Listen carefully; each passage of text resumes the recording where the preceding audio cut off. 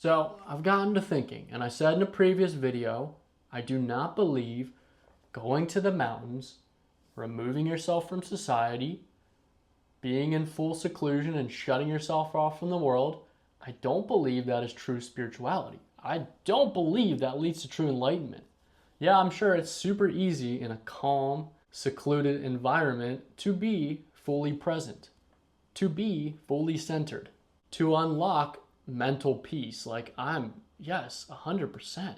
I used to think I had to run from the world because that's what I thought that spirituality was.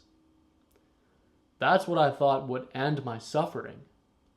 But really, I was completely mistaken. Listen, we are all one. We are all one. We are all connected. I look at the world as a big organism.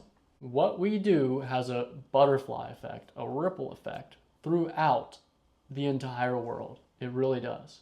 And so we don't need more people running from society. We need more people operating in society and healing themselves, gaining control over themselves, over their mind. We need more people going headfirst into their purpose. We need more people being the most authentic and fullest version of themselves. We need more people to give their talents and their gifts to the world. We don't need more people in the mountains away from everyone. That's not how anything is going to get fixed. If you think the world is messed up, that's not how it's going to get fixed. You could be working a 9-to-5 job right now, and I'm going to tell you, this is how you can reach enlightenment. This is it. I used to think I had to quit my job. Some people think, you got to be a bum. You got to give up all material possessions to be spiritual.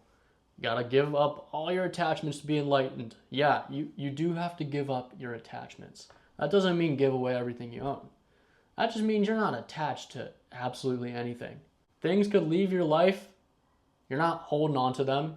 You accept it. It's part of life. It's part of the grand plan, whatever. You're not attached to needing anything, you're not addicted to anything. That's a big one. You're not attached to having your life go a certain way. You don't need to control every little thing, which just creates a lot more suffering within us because it's not going to go as we planned. Might as well just let it go. And it's crazy. I've really been thinking about this issue. I think it's an issue that I have within myself and I know other people can relate. I noticed when the weather is cold, I wish it were hot. When the weather is hot, I wish it were cold. When I'm bored, I wish I were entertained and busy. When I'm busy, I wish I were bored. We're never fulfilled. When I have a job, I wish I had another job. I wish I were in a different job. I'm never fully fulfilled.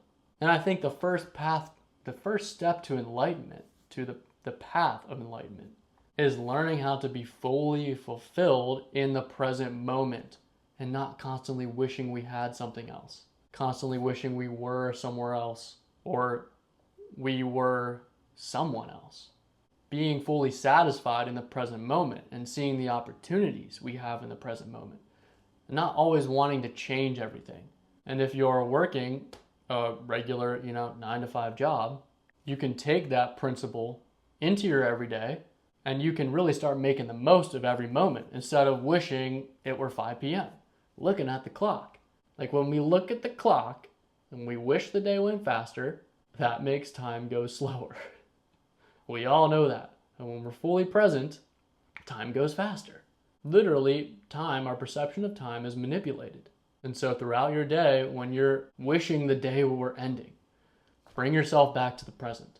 When the weather is cold and you wish it were hot, appreciate the cold.